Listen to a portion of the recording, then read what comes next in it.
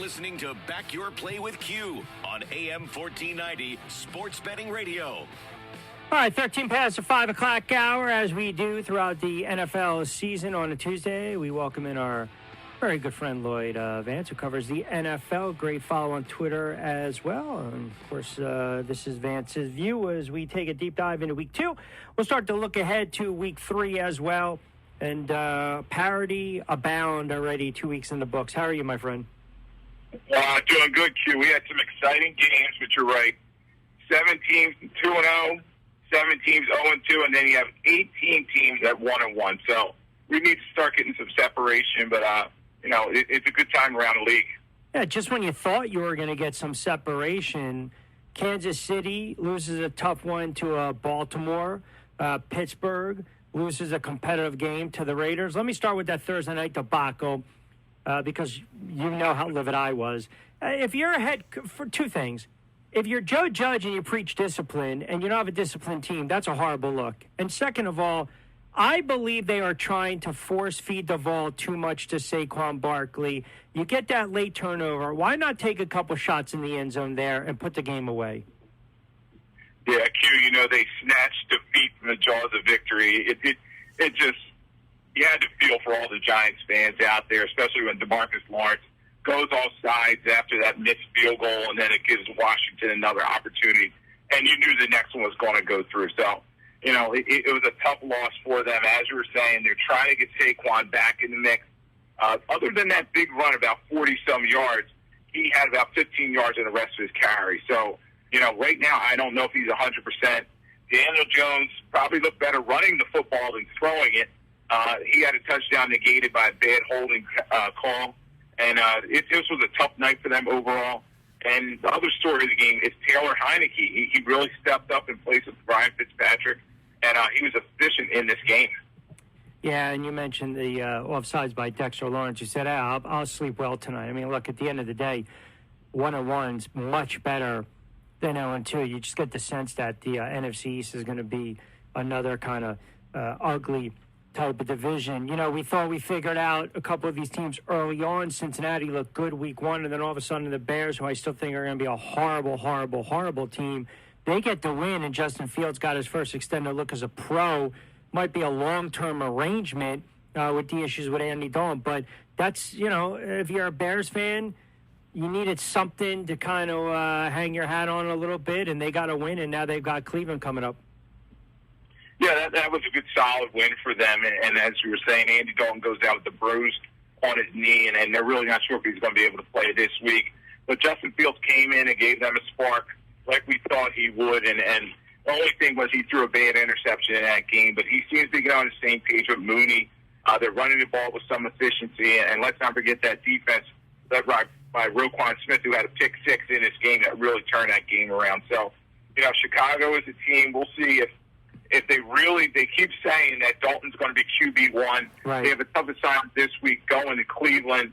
Cleveland, they're another team that got it done against a bad team. But, Chicago, they're still trying to figure it out. But that should be a good game between Chicago and Cleveland this week. Yeah, Tua goes down to Miami, Dalton in Chicago, Carson Wentz again in Indianapolis. I don't know how you sprain both ankles. I mean, the Colts are 0-2, and they've lost 2 really close games. I mean, the Seattle game was competitive, and then Seattle pulls away, and then the Rams game was a 3-point margin. Now you're going up against a Titans team, and to me, the Titans got right against Seattle, but I want to talk about Indianapolis for a second. You almost get this sense that it might be a real long year if you're a Colts fan. Yeah, Q, and you got to put that fragile sticker on Carson Wentz at this point in his career. Over and over again, he just keeps getting hurt. Aaron Donald tackles him, and you're right, injuries to both ankles. They were trying to establish Taylor in this game. He had about 50 yards or so rushing, but they just, their team was something amiss. They've had a lot of injuries. They've had COVID issues, and, it just seems, maybe in that division where you got some very bad teams and Titans at 1-1 are sitting there, and if they win this week, they'll be back in the mix. But right now, you have to be scratching your head. And I'm hearing that Jacob Eason is probably going to play this week. So, I don't think the Titans are going to cry for them. But I think the Titans did get right, as you were saying, in Seattle. I was pretty confident. I had Tennessee outright on the money line as well. That's as gutsy as a win that I've seen over the last several years by really any team, right? Because you finally kind of unload Derrick Henry. He has that cutback, run to the right and boom to the left, and you just saw all of a sudden, all right, I'm ticked off. I didn't get my carries. I exploded for $182. That's a huge win for the Titans. It was. They're a team that we thought all along was going to probably win the AFC South, and they're down. They're down 15-point deficit, and surprisingly, a lot of teams be throwing the ball on every down, but they just went back to their bell cow, and he ran the ball with such efficiency and angry runs. You talk about that 60-yard touchdown run with a huge stiff arm, and he just wanted it. He runs for those 3 touchdowns, turns that game around, and then they take it to overtime. And let's not forget about their defense. Seattle had 4 straight 3-and-outs to end the game, so that defense did a nice job too. Tennessee, you're right. They probably turn a corner, and Tannehill's looking efficient, and Mike Vrabel just seems to be pushing all the right buttons with that team. Yeah, and look, I mean, to me, I believe they're built to make a deep run into the playoffs. Now, sure, we're only 2 games in, but, you talk about some of these teams that bounce back. Buffalo, they get beat up by Pittsburgh, and you just knew, even if Tua wasn't knocked out of the game or not, you just knew the Buffalo Bills were going to take out their anger on poor little Miami. They crushed the fish. They blank them 35-0. That's as lopsided of as a game. I mean, that game was over after a quarter. Yeah, Q, and they were very physical in this game, 35-0, as you're just saying, and they ran the ball effectively. Singletary was running downhill as well as Moss, and Allen just driving the football down the field, and this defense is starting to come along as well with A.J. Estebana and a bunch of the other guys attacking the quarterback. So you're right. They still look like the class of that AFC East, and it was a game that they needed to have, and they went down and took care of business. On the other side of the coin, Miami, they still have that very good secondary, but you have to question, as you were talking about Tua, he has the rib injury, and then, what are they doing with him? The team just kind of seems kind of running the mill at this point down in Miami. Every year, I think Minnesota figures it out, and this was a tough game for me because I'm a big Kyler Murray fan. I think the Cardinals are going to be a playoff team. Cardinals win this one 34-33. Vikings show you they can put up a lot of points. They can run the ball as well with Cook over $131. But Murray, man, 400 yards, 3 touchdown tosses. Moore got into the mix, 7 balls for $114 and a touch. Cardinals quietly, they go on the road, they beat the Titans, they come back, they outscore Minnesota. They've got the Jags coming up, then the Rams, the 49ers, and the Browns. Now, again, they get through Jacksonville. That Rams game will be very, very interesting. Now, you almost look to a futures bet for the over on that one. But how about the Cardinals? I mean, we talk about these early season surprises, 2-0. We saw this last year as well. Yeah, Q, and it was a nail-biter. Let's not forget that Greg Joseph missed that big kick at the end for the Vikings, 37-yard kick, and then the Cardinals are happy to survive, winning 34-33. So it was a great win for them, a track-meet kind of game, and Daniel Hunter did have 3 sacks for the Vikings, but they just could not get over the hump. And you start talking about Mike Zimmer, is it his time to kind of maybe step away? He's getting a little on a hot seat there in Minnesota. And on the other side of it, the Cardinals, they just have so many weapons. And you're right, Kyler Murray right now is looking like an orchestrator out there. Rondale Moore, that young rookie coming out of Purdue, he was just electric. So this is a scary team, and when they go to Jacksonville, they're probably going to light them up too. Yeah, if you're a Minnesota fan, you lose back-to-back weeks. You lose an overtime, then a field goal, in OT, and then you lose by a missed field goal late. And they've got Seattle and Cleveland coming up. So the scheduling gods have not been kind to Minnesota to start the season.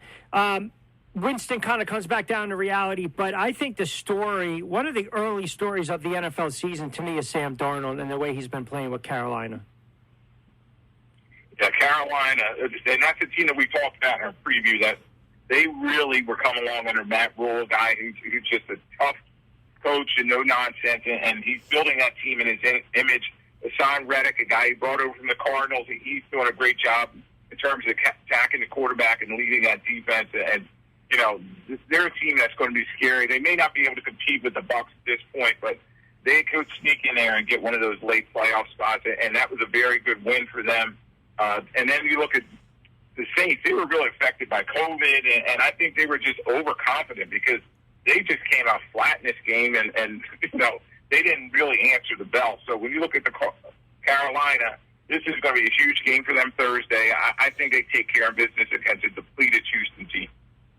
All right. Was it a get-right game last night for the long-hair wonder boy Aaron Rodgers, throwing for 4 touchdowns, just under 300 yards? They put up 35 in a waxing against Detroit. Or was this more of a product of how bad Detroit is?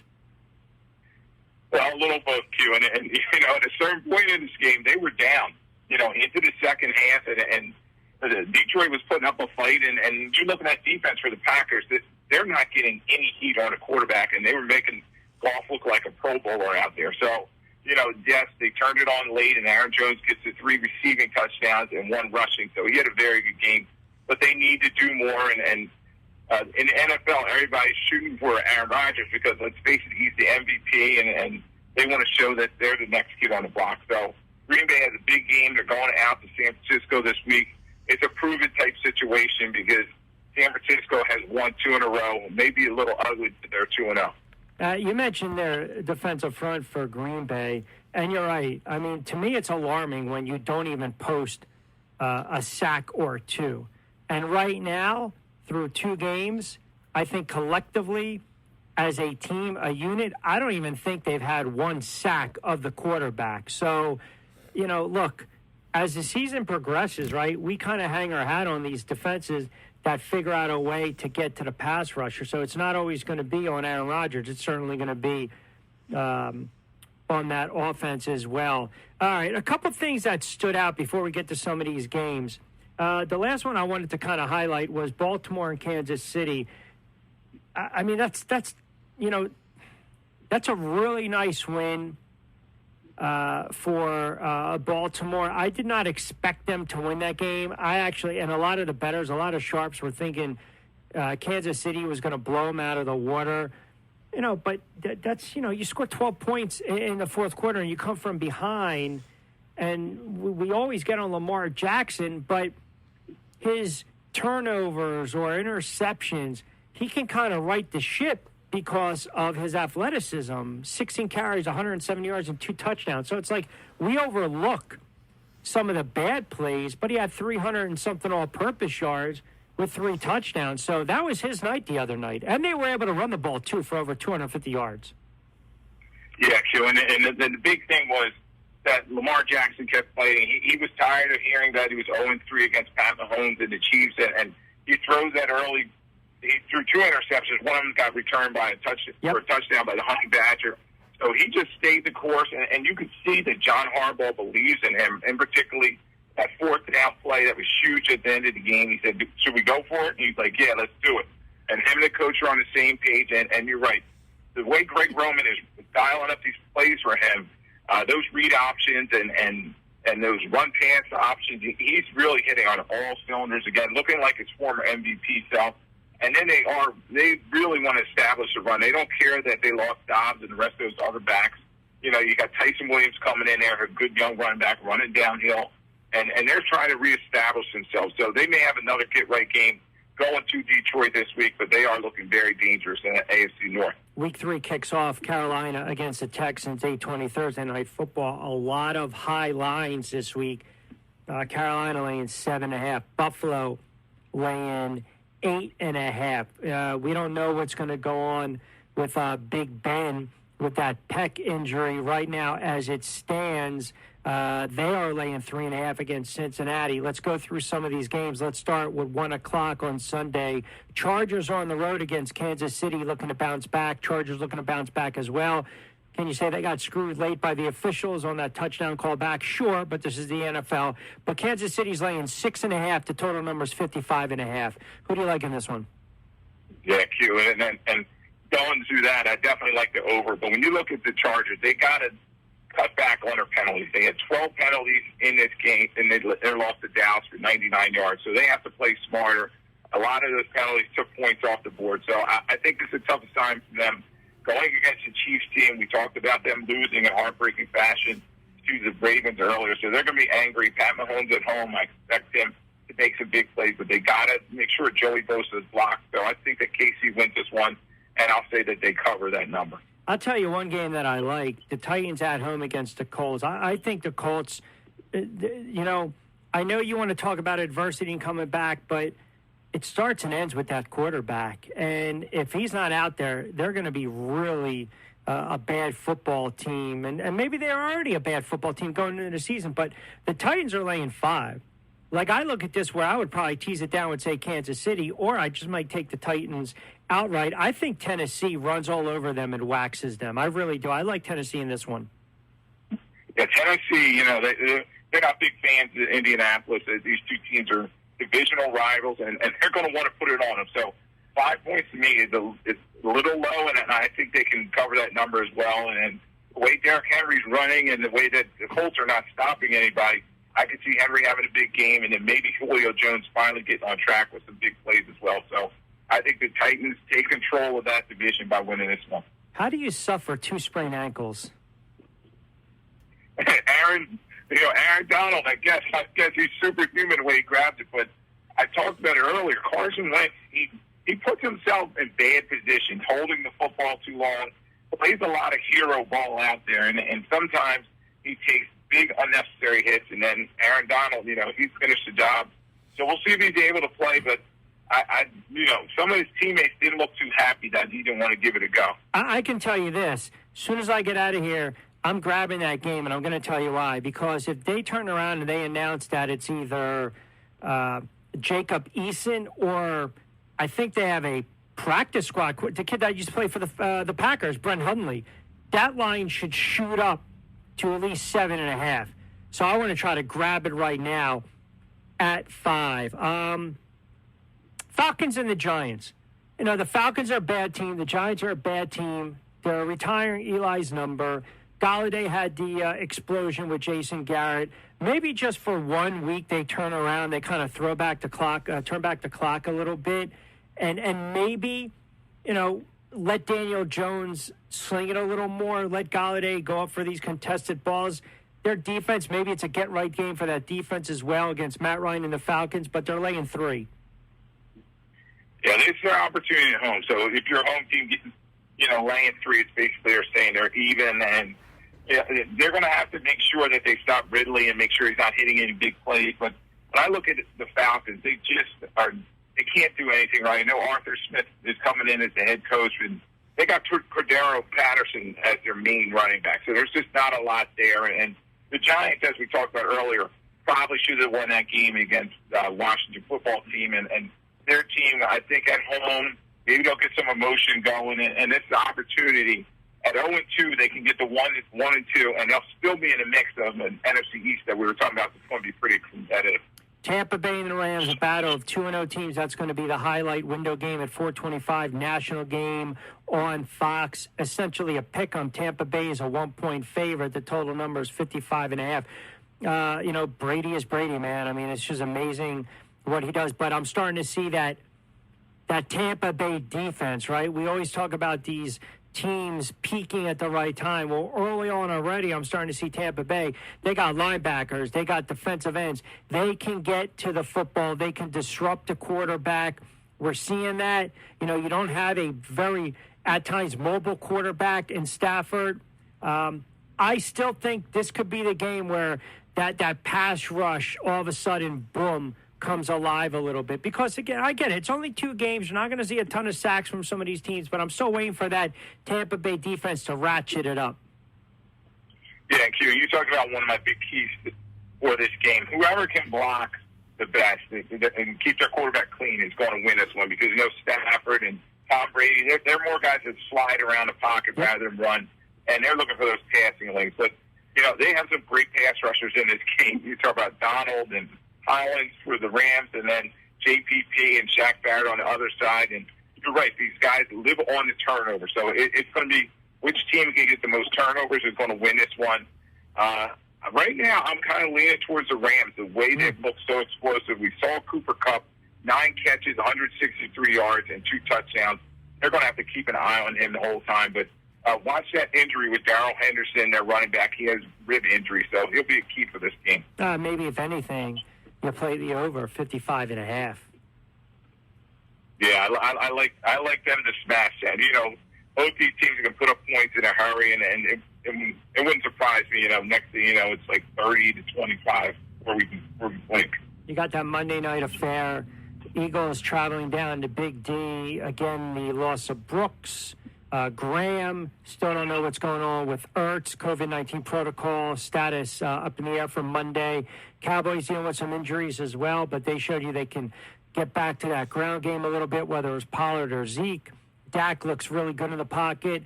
Dallas is laying 4. I get it's an NFC East game. I understand it's always that public perception, prisoners of the moment. I thought maybe this line would have been at least 3.5. But Dallas is laying 4, and I suspect that line to go to 4.5. I think a lot of public money is going to be on the Cowboys. Yeah, I would think so. But you got to watch Dallas' defense.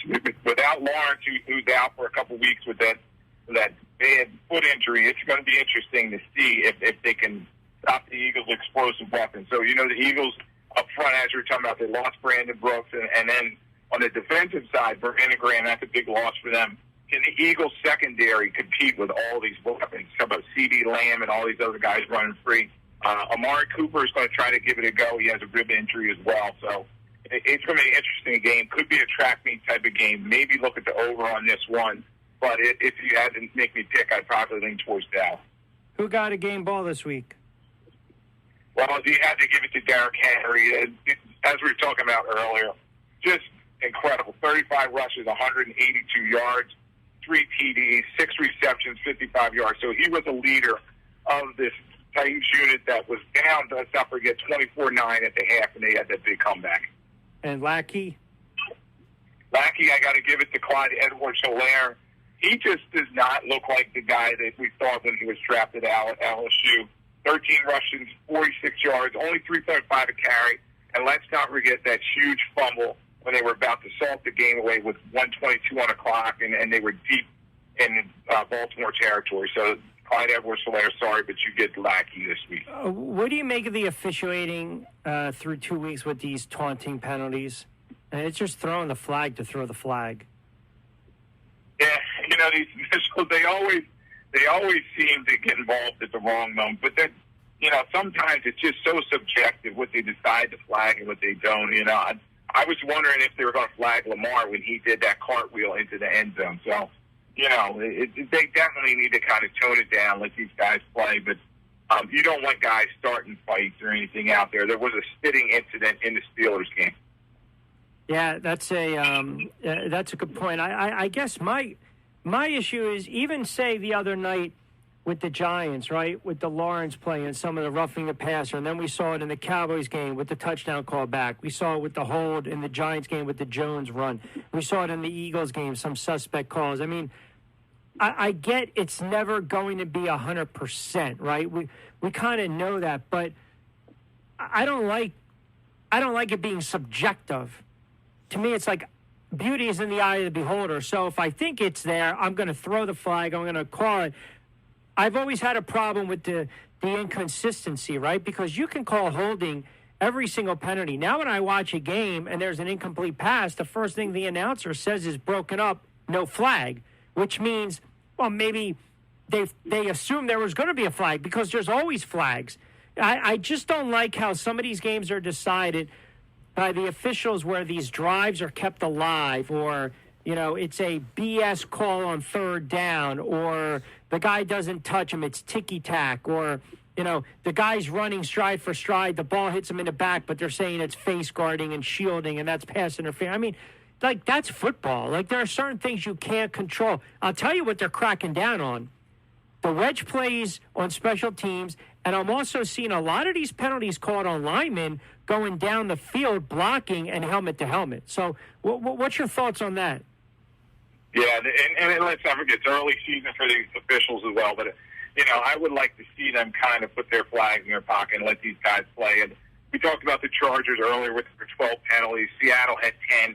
And there were a couple instances where you're taking points off the board, and then you relook at what they called, and you're like, no way. And there was a couple ticky-tack, as you were saying, roughing the passer penalties that where it was like the guy wasn't even – they said he was trying to put his body weight on him. I really don't like that penalty that they call, and the quarterback's got to be allowed to be hit, too, out there. So hopefully officials will kind of put the whistles away and let these guys play because everybody's coming to see the players, not them. Agree.